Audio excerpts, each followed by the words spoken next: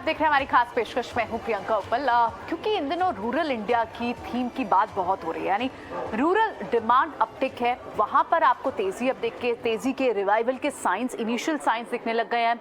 आप जो रूरल इलाकों से टू व्हीलर्स हों, ट्रैक्टर्स हों या फिर ट्रैक्टर्स हों, इनमें आपको कहीं ना कहीं तेजी के साइंस दिख रहे हैं। और साथ ही रूरल कंजम्पशन से जुड़े यानी कंज्यूमर डिस्क्रिशनरी के स्टॉक्स और सेक्टर्स पर भी अब धीरे धीरे रिवाइवल के साइंस दिख रहे हैं। इसी पर हमारी एक खास चर्चा कि अगर इस थीम को आप भी प्ले आउट करना चाहते हैं तो कौन से खास स्टॉक्स होने चाहिए जो आपके पोर्टफोलियो में आज जरूर होने चाहिए। इसी पर यह खास चर्चा होगी। मेरे साथ दो खास मेहमान हैं। मेरे साथ कुणाल बोथरा होंगे। कुणाल हमें बताएंगे आज की कौन कौन से स्टॉक्स उन्हें टेक्निकली बहुत स्ट्रांग दिख रहे हैं, जो इन लेवल्स पर प्लस किए जा सकते हैं। और फंडामेंटल नजरिया देने के लिए हमारे साथ होंगे विजय चोपड़ा, जो बताएंगे कि उन स्टॉक से कौन फंडामेंटल्स कैसे हैं, ताकि आप एक लॉन्ग टर्म होराइजन के नजरिए से उन स्टॉक्स को अपनी किटी में रख पाएं। बहुत बहुत स्वागत है आप दोनों का ही, कुणाल और विजय। पहले एक बार विजय से चले समझ लेते हैं कि थीम एक्चुअली कितनी ऑन ग्राउंड दिख रही है।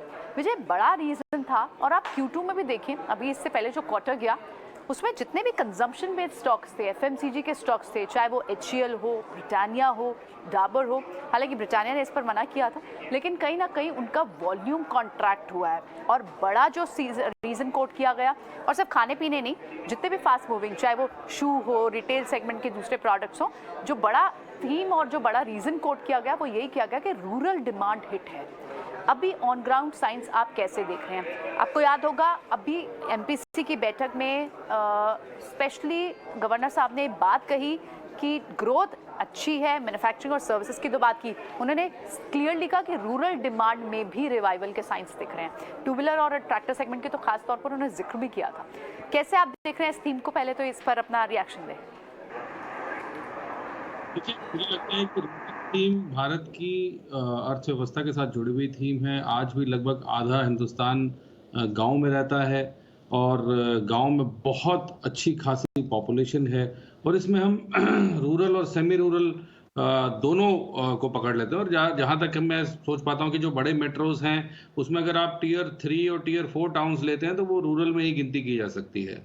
तो इसमें कोई भी दो राय नहीं है कि एक बहुत अच्छा खासा तबका इन जगहों पे रहता है। अगर आप पिछले एक दशक की बात करें या 2 दशकों की बात करें, इन 2 दशकों में निश्चित रूप से सभी लोगों की जो इनकम्स हैं वो बढ़ी हैं। और जो कृषि है, कृषि के अलावा भी जो व्यवसाय हैं उसमें बहुत सारे लोग घुसे हैं और उसमें उन्होंने व्यवसाय किए हैं। तो मेरा ये मानना है कि भारत में आने वाले कई सालों तक रूरल थीम जीवित रहेगी। और नो डाउट कई बार ऐसा इकोनॉमिक डिस्टर्बेंसेस होते हैं, इन्फ्लेशन हाई हो जाता है, कई बार फसलें खराब हो जाती हैं, मौसमी दिक्कतें रहती हैं, जिसकी वजह से फसल की पैदावार अच्छी नहीं होती और उसकी कारण से लोगों के हाथ में पैसा नहीं पहुंचता, डिस्पोजेबल इनकम्स लो रहती हैं। तो ये कुछ कारण हैं, फंडामेंटल रीजंस हैं जिसकी वजह से कई बार डिस्टर्बेंसेस होती हैं। मगर मैं बहुत स्ट्रांगली बिलीव करता हूँ कि भारत में बहुत पोटेंशियल है और ये पोटेंशियल जो है, जो थ्रस्ट है वो रूरल इंडिया से मिलेगा, क्योंकि यहाँ कंजम्पशन जो है वो स्पोरेडिक नहीं है। ये एक रेगुलर कंजम्पशन जो आप जो रूरल इंडिया में देखते हैं वो रेगुलर कंजम्पशन है। ऐसा नहीं है कि वहाँ पर बहुत महंगी गाड़ियाँ खरीदी जा रही हैं तो वहाँ एंट्री लेवल कार्स हैं या एंट्री लेवल टू व्हीलर्स हैं। तो ये रेगुलर खरीदारी का आलम बना रहता है वहाँ पर, तो कंजम्पशन भी इस तरीके से रहती है। तो मेरा ये मानना है कि नो डाउट आपने जो MPC मीटिंग की बात करी, शक्तिकांता दास साहब ने कहा कि अब इन्फ्लेशन पीक आउट हो रहा है या हो गया है और यहाँ से इन्फ्लेशन नीचे आना चाहिए। अब हम एक और चीज देख रहे हैं, कच्चे तेल के जो भाव हैं वो $80 के आसपास मंडरा रहे हैं। इसका मतलब ये है कि जहां पर 120-125 का भाव था, वहां से हम अगर परसेंटेज टर्म्स पे देखें तो एक बहुत भारी मात्रा में तेल की गिरावट हो चुकी है। और मेरा ये मानना है कि एक मेजर कंजम्पशन जो रूरल इंडिया में होती है वो डीजल पेट्रोल की होती है। ट्रैक्टर्स चलते हैं, पंप्स चलते हैं और सिंचाई के लिए आवश्यकता होती है और पूरी अर्थव्यवस्था जो ग्रामीण अर्थव्यवस्था उसको चलाने के लिए भी तेल की आवश्यकता होती है। तो यदि हमारे पेट्रोल डीजल के प्राइसेस नीचे आएंगे तो बहुत सारी चीजें अपने आप सस्ती हो जाएंगी। लॉजिस्टिक्स सस्ता हो जाएगा, सब्जियां सस्ती हो जाएंगी, खान पान का सामान सस्ता हो जाएगा और किसानों के हाथ में या जो रूरल जो पब्लिक है उनके हाथ में ज्यादा पैसा छूटेगा, डिस्पोजेबल। तो all said and done, I am very on the rural theme. Right, absolutely. तो बिल्कुल ये एक बड़ी थीम है जिस पर अब हमें आइडेंटिफाई करने हैं स्टॉक्स कि कौन से स्टॉक्स आपको अपने पोर्टफोलियो में रखने होंगे। कुणाल भी हमारे साथ, विजय के पास भी जाएंगे और विजय से भी फंडामेंटल पिक्स लेंगे, लेकिन पहले एक बार कुणाल से चार्ट्स पे समझ लेते हैं। कुणाल, टेक्निकली इस वक्त आपको, क्योंकि आप पिछला पूरा हफ्ता देखें और इनफैक्ट इस हफ्ते के स्टार्ट से ही देखें, फ्राइडे से ही आपको साइंस एफएमसीजी पैक के दिखने लग गए थे, और ये कोई डिफेंसिव बेट नहीं है इसलिए नहीं एफएमसीजी चल रहा है, एफएमसीजी के पास अपने रीजंस है, और उसमें मेजर जो गेनर आपको दिखे उसमें यही स्टॉक्स दिखे हैं, HUL, ब्रिटानिया, और इनका कितना बड़ा एक्सपोजर है ग्रामीण इलाकों में, रूरल एरियाज में। तो मेरा मानना है Charts कि ये बहुत ही अच्छा पॉइंट आपने निकाला है कि बिकॉज ये एक इंडिविजुअल रैली है, तो this is not dependent on कि मार्केट्स की सेंटिमेंट काफी अच्छे हैं और उसके वजह से एफएमसीजी स्टॉक्स में उछाल आ रहा है, बट ये जो आपने पॉइंट बताया कि इंडिविजुअल बेस्ड रैली है, सेक्टर वाइज रैली है, तो ये सस्टेनेबल रैली होती है, सस्टेनेबल ट्रेंड्स होते हैं। तो मैं एग्री करूंगा काफी पॉइंट्स पे जो विजय ने भी बताया, बट टेक्निकली जब मैं चार्ट्स देखूंगा तो मुझे दो चार्ट ज्यादा उभर के आता है, ब्रिटानिया, बट ऑफकोर्स वो स्टॉक बहुत ज्यादा चल चुका है, बट यहाँ से अगर कोई स्टॉक अगर ट्रेडर्स इन्वेस्ट करना चाहे तो मेरे अनुमान से डाबर एक बहुत अच्छा बेट बन सकता है। एक अंडर परफॉर्मर रह चुका है, 600 के आसपास ट्रेड कर रहा है, टेक्निकली चार्ट पैटर्न्स बहुत ही ज़्यादा स्ट्रॉन्ग है इस स्टॉक के, तो मुझे ऐसा लग रहा है कि जो next level of breakout provide होगा एफएमसीजी स्टॉक्स में वो शायद डाबर दे सकता है।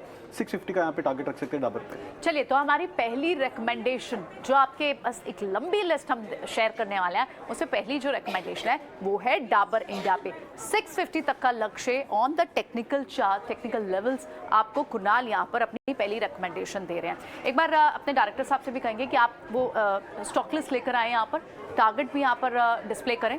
तो डाबर है 604 के आसपास है इस वक्त, और आप 650 के लेवल टारगेट के लिए इसमें खरीदारी कर सकते हैं। विजय के पास लौटते हैं। विजय, आप तो पोजिशनल पिक्स देंगे, और आपने सही कहा थीम्स बहुत सारी ली जाएंगी यहाँ पर एग्रो थीम भी ली जाएगी, केमिकल फर्टिलाइजर होगी, ऑटो होगा, साथ ही कंजम्पशन होगी। तो पहली थीम क्या टच बेस के एग्रो, अगर एग्रो फर्टिलाइजर से अगर स्पेस को टच बेस किया जाए तो कौन से स्टॉक्स पसंद आ रहे हैं? मैं एग्रो केमिकल स्पेस को पहले बताना चाहूँगा, क्योंकि एग्रो केमिकल स्पेस बहुत क्लोजली किसानों के जीवनों को छूता है।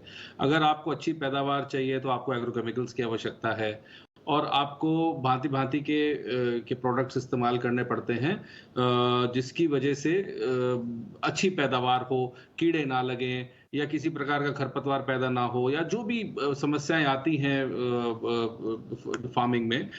तो पहला जो स्टॉक मैं रिकमेंड करना चाहूँगा वो है इंसेक्टिसाइड्स इंडिया। ये भारत की अग्रणी इंसेक्टिसाइड और पेस्टिसाइड की कंपनी है, और हाल फिलहाल में पिछले कुछ सालों में बहुत अच्छा ग्रोथ पाथ इन्होंने दिखाया। इनके कुछ बहुत मार्की प्रोडक्ट्स हैं, और इनका जो डिस्ट्रीब्यूशन चैनल है वो नेशन वाइड है, और कुछ एक्सपोर्ट्स भी करते हैं, बट हम लोग अभी फिलहाल भारत की बात करते हैं। तो इंसेक्टिसाइड इंडिया को मैं रिकमेंड करूंगा बहुत स्ट्रांगली। अभी करीब करीब ये 750-752 के करीब ये ट्रेड करता है, और मेरा ये मानना है कोई अगर इसको 8 से 12 महीने तक इसको लेके रखे तो 850 का टारगेट मैं स्टॉक में देना चाहूंगा, जो कि एक बहुत ही लॉजिकल टारगेट है। स्टॉक का जो प्राइस टू अर्निंग है फंडामेंटली भी बहुत चीप है, वो करीब 19 के लगभग है, और ईपीएस भी बहुत अच्छा है। कंपनी बहुत अच्छा ग्रोथ दिखा रहा है, और मेरा ये मानना है कि इस साल भी जैसे लास्ट ईयर इन्होंने पैट दिखाया था करीब करीब 105 करोड़ का, इस साल पूरे साल का जो अगर हम कंसोलिडेटेड बैलेंस शीट देखें, मेरा ये मानना है कि करीब करीब 125 से 130 करोड़ का पैट दिखाएगी। तो बहुत अच्छा ग्रोथ भी आपको इसकी बैलेंस शीट पे दिखेगा। तो इंसेक्टिसाइड्स इंडिया को मैं रिकमेंड करना चाहता हूं बाइंग के लिए। दूसरा स्टॉक है रैलिस इंडिया। रैलिस इंडिया भी सेम एग्रोकेमिकल स्पेस का है, टाटास का कंपनी है, बहुत स्ट्रॉन्ग लीनिएज है, और मेरा ये मानना है कि Rallis India for the same reasons जो मैंने अभी इंसेक्टिसाइड के बारे में बताए, रैलिस भी 260 के लगभग अभी ट्रेड करता है, और यदि कोई इसको थोड़ी सी भी लंबी अवधि तक लेकर रखता है तो 325 के टारगेट के लिए इसमें खरीदारी की जा सकती है। अच्छा, ठीक है। सो यानी दो स्टॉक्स अब हमने कवर करे विजय की तरफ से जो एग्री और केमिकल थीम से जुड़े हुए हैं, इंसेक्टिसाइड इंडिया, और दूसरा है हमारा रैलिस इंडिया। कुछ और स्टॉक्स आपसे वेरी क्विकली लेते हैं, क्योंकि फार्म रिलेटेड और दूसरे कौन से फार्म इक्विपमेंट्स होते हैं। आप पंप्स का भी इस्तेमाल करेंगे पानी देने के लिए, उसके अलावा आप खाद्य और केमिकल्स भी और फर्टिलाइजर भी डालेंगे। इस स्पेस में और कोई और स्टॉक्स आप इस कड़ी में जोड़ेंगे विजय? देखिए, मैंने जो आज थीम जो बताया उस पे मैंने एग्रोकेमिकल लिया है, मैंने पंप्स लिया है जो कि बहुत आवश्यक हैं सिंचाई के लिए, फर्टिलाइजर हैं, एफएमसीजी जो आई थिंक कुणाल ने अभी शुरुआत की थी, एफएमसीजी भी में मेरे पास 2 पिक्स हैं। और इसके अलावा जो एग्री इक्विपमेंट है, क्योंकि कई कंपनियां हैं जो एग्री इक्विपमेंट बनाती हैं, जो खेती बाड़ी से रिलेटेड काम करती हैं, ट्रैक्टर्स बनाती हैं, एग्री इक्विपमेंट बनाती हैं। तो मैंने ये 5 थीम्स 5 पकड़े थी कंपनीज, और मुझे लगता है काफी ब्रॉडली हमारे रूरल सेगमेंट को कवर करती हैं। देखिए, अब हम जो स्क्रीन पर दिखा भी रहे हैं हमारे व्यूवर्स को, बहुत ही इंपॉर्टेंट इन्फॉर्मेशन। आपने 2 बड़े चेहरे देखे। आपने एक तो महेश व्यास को भी सुना, शक्तिकांत दास का तो हमने बात की ही, कल उन्होंने एमपीसी में क्लियरली कहा। आपने महेश व्यास को भी सुना जो कैपेक्स अनाउंसमेंट्स को लेकर अपनी रिएक्शन देते हैं। उन्होंने भी क्लियरली कहा कि रूरल थीम में आपको दम दिख रहा है। ये आप एक बहुत इंपॉर्टेंट डेटा पॉइंट देख रहे हैं कुणाल। अब डाबर की हम बात करें, देखिए सबसे बड़ा बेनिफिशियरी जो है डाबर रहेगा, क्योंकि 45 से 47% तक की इसकी आय वहाँ से आती है, गाँव से आती है। इस लिस्ट में अगर दूसरे नाम जोड़ने हो तो आपको ये पसंद आ रहे हैं? तो हाँ, डाबर के अलावा आई थिंक एचयूएल भी एक अच्छा नाम है जहाँ से अच्छा पिकअप आ सकता है। गोदरेज कंज्यूमर्स, हम इस स्टॉक की ज़्यादा बात नहीं करते हैं बिकॉज इस स्टॉक ने ग्रेजुअली बहुत अंडर परफॉर्म किया है। आई थिंक काफ़ी टाइम, आई थिंक मेरे ख्याल से 1 या 2 साल तक स्टॉक ने बहुत निराश किया है, बट इसके भी साइंस बहुत अच्छे नजर उभर के आ रहे चार्ट्स में। वॉल्यूम्स काफ़ी अच्छा बिल्डअप हो रहा है। तो ये एक ऐसा मोमेंटम है एफएमसीजी स्टॉक्स में जहाँ पे अंडर परफॉर्मिंग स्टॉक्स को भी एक ब्रीदर मिल रहा है कि वो भी एक परफॉर्मिंग स्टेज पे आ जाए। तो मेरे अनुमान से गोदरेज कंज्यूमर्स भी एक बहुत अच्छा स्टॉक बन सकता है। ओके, तो गोदरेज कंज्यूमर भी पसंद आता है यहाँ पर कुणाल को। गोदरेज कंज्यूमर पे कोई टारगेट देना चाहेंगे आप कुणाल? ये आपकी रिकमेंडेशन आज की है? तो गोदरेज कंज्यूमर्स के अलावा मेरे अनुमान से थिंक वो 1000 का लेवल्स क्रॉस कर सकता है, बट ज्योति लैब्स एक अच्छा स्टॉक है जो मैं रेकमेंड स्पेसिफिकली करना चाहूंगा। चार्ट स्ट्रक्चर्स पे 236 का टारगेट रख सकते हैं ज्योति लैब में, और स्टॉप लॉस 200 का। ओके, तो ये आपके पास टारगेट और स्टॉप लॉस सामने है। कुणाल ने पूरी रिसर्च लगाकर आपके लिए चार्ट्स पर लेवल्स फाइनलाइज किए हैं और उसके बाद आपको ये टारगेट्स दिए हैं। तो आप इन टारगेट्स का ध्यान जरूर रखें। 200 का स्टॉप लॉस याद रखें अगर आपका रेंज सिर्फ ट्रेडिंग रेंज है तो। लेकिन फंडामेंटल नजरिया बड़ी लंबी के लिए अगर आप स्टॉक्स में इन्वेस्ट कर रहे हैं तो उसके लिए हम विजय से एक बार दोबारा पूछते हैं। विजय, आप पंप स्टॉक्स की, फार्म इक्विपमेंट्स की बात कर रहे थे, तो कौन से स्टॉक्स है, शक्ति पंप जैसे स्टॉक्स आपको पसंद आ रहे हैं? मेरे 2 पसंदीदा स्टॉक्स हैं, शक्ति पंप भी है और केएसबी भी है। केएसबी हालांकि इसका लीनिएज थोड़ा इंटरनेशनल है, मगर केएसबी पंप हमारे देश में करीब करीब 40 से 50 सालों से ये कंपनी ऑपरेट करती है। बहुत स्ट्रांग कंपनी है, अच्छा ब्रांड है, बहुत ही शानदार डिस्ट्रीब्यूशन चैनल भी है इस कंपनी का, और इसकी वजह से ये गांव देहात और हर शहर में इनका जो नेटवर्क है वो अवेलेबल है, डिस्ट्रीब्यूटर नेटवर्क। अभी करीब करीब ये स्टॉक 1950-1960 के बीच में ये ट्रेड कर रहा है, और फंडामेंटली अगर कोई लोग लेना चाहते हैं इसमें बहुत अच्छा मुनाफा कमाया जा सकता है।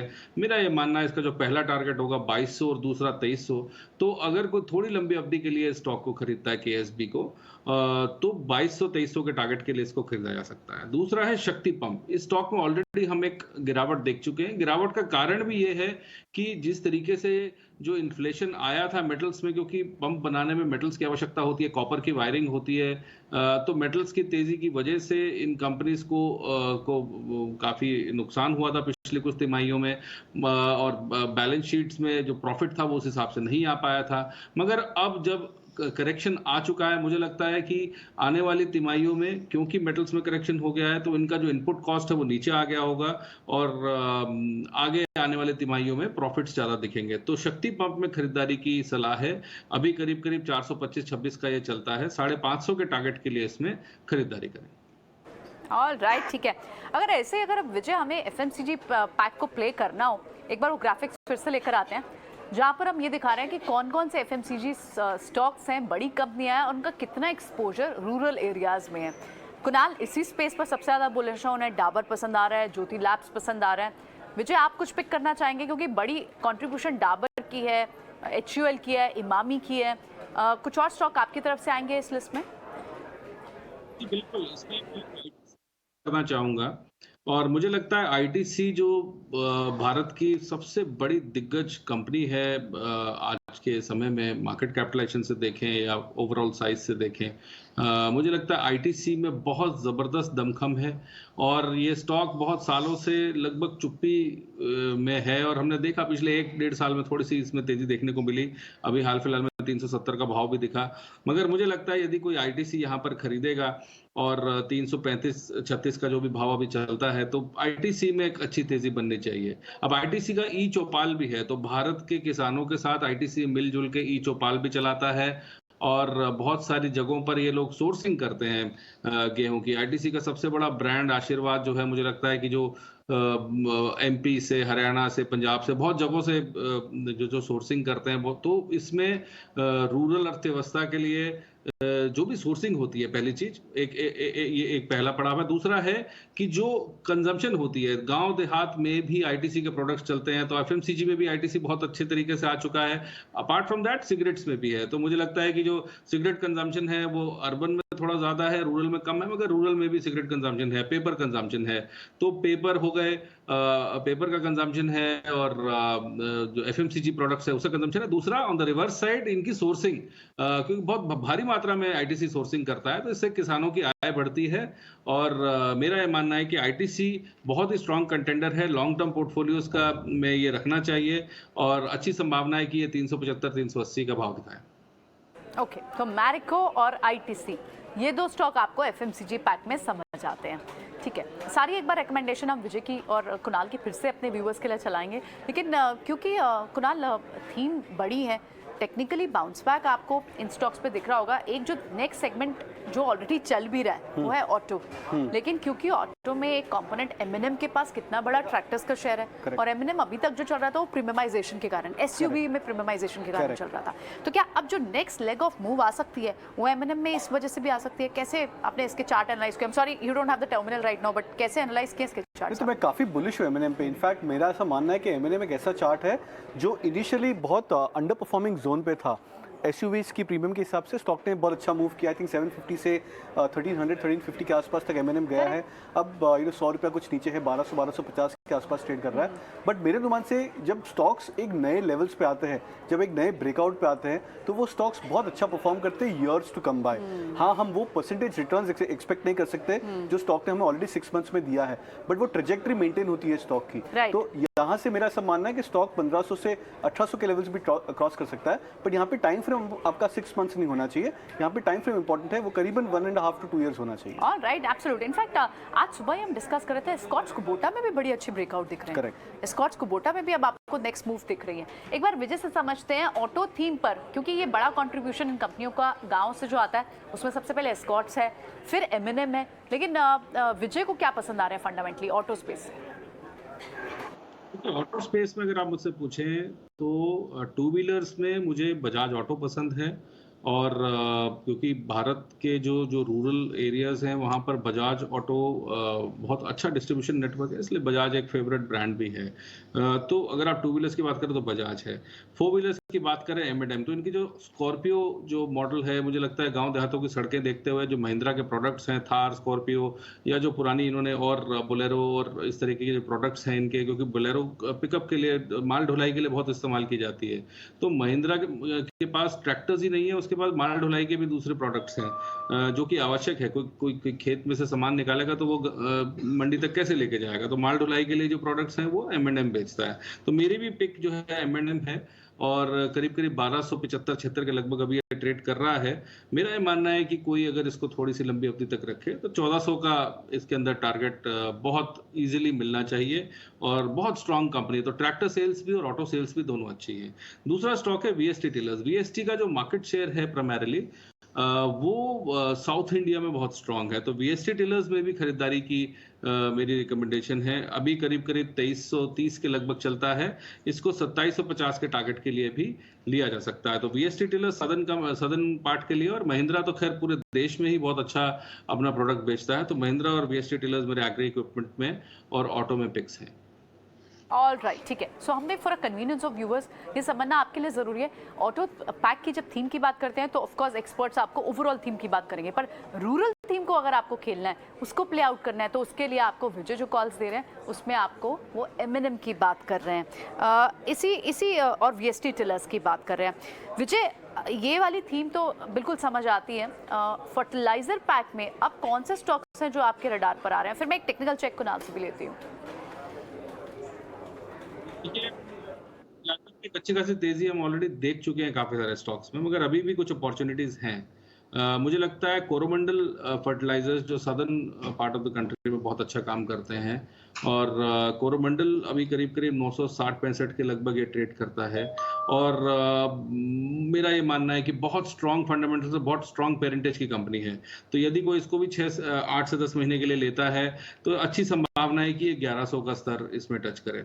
दूसरी कंपनी है दीपक नाइट्राइट। दीपक नाइट्राइट भी सप्लाई करती है प्रोडक्ट्स और फर्टिलाइजर से रिलेटेड इसका काम है, इसका व्यवसाय है। तो दीपक नाइट्राइट में खरीदारी की सलाह है, जो करीब करीब 1220 के आसपास अभी ट्रेड करता है, और अच्छी संभावना है कि ये 2500 तक ये जाएगा। तो कोरोमंडल है और दीपक नाइट्राइट, ये दोनों कंपनीज को मैं रिकमेंड करना चाहूंगा फर्टिलाइजर स्पेस से।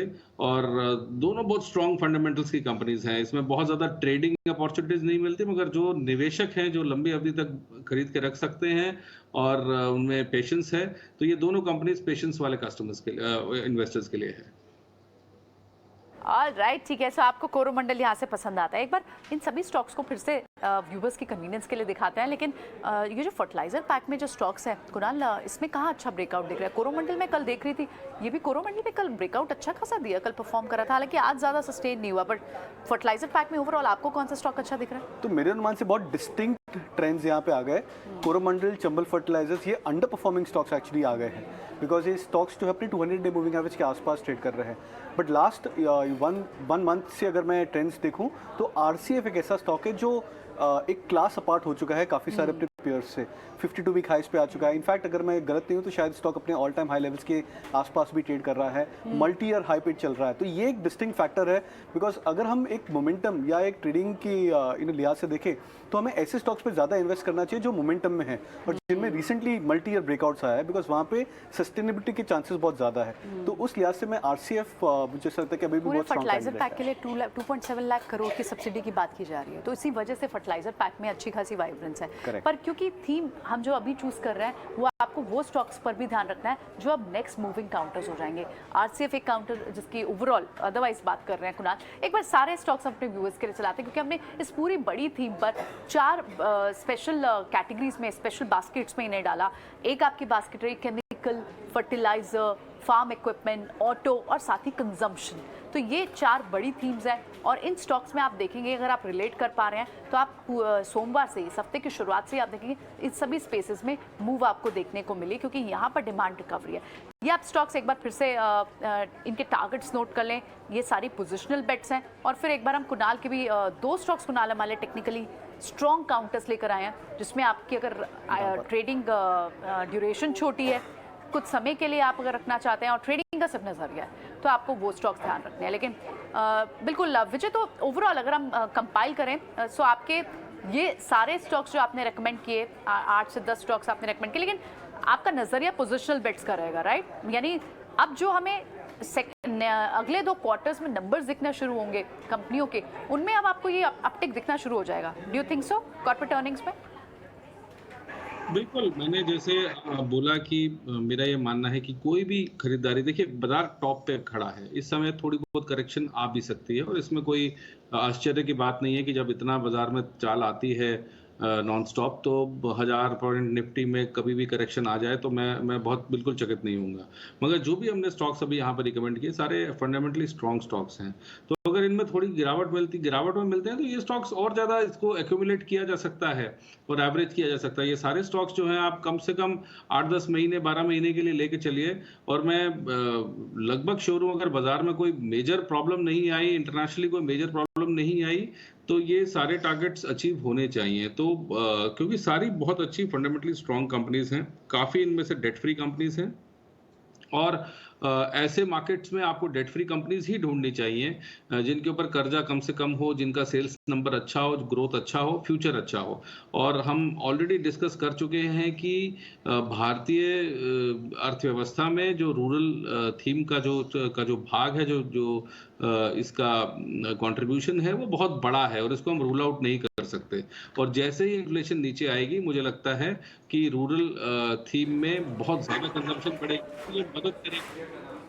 Right, absolutely. तो वेल रिसर्च स्टॉक्स हैं ये, और एक बार दोनों कुणाल के स्टॉक भी क्विकली एक बार स्क्रीन पे ले आते हैं। डाबर पसंद आता है उन्हें 604 के लिए ट्रेडिंग के लिहाज से ही काउंटर है, और दूसरा उन्हें पसंद आता है ज्योति लैब्स। बहुत बहुत शुक्रिया आज आप दोनों का। Kunal, thank you so much for being with us. Vijay, बहुत बहुत शुक्रिया इस कंट्रीब्यूशन के लिए, आपने वेल रिसर्च स्टॉक संभाले निकाल के लाए। इस खास पेशकश में इतना ही, लेकिन बने रही टीना स्वदेश के साथ।